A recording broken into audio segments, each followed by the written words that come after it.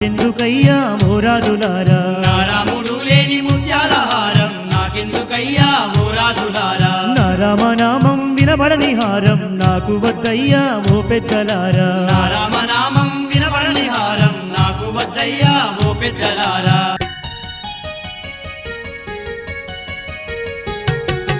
ఎంత గొప్పోడమ్మ నా రామచంద్రుడు భక్తులంటే తనకు పంచ ప్రాణాలమ్మ శబరమ్మ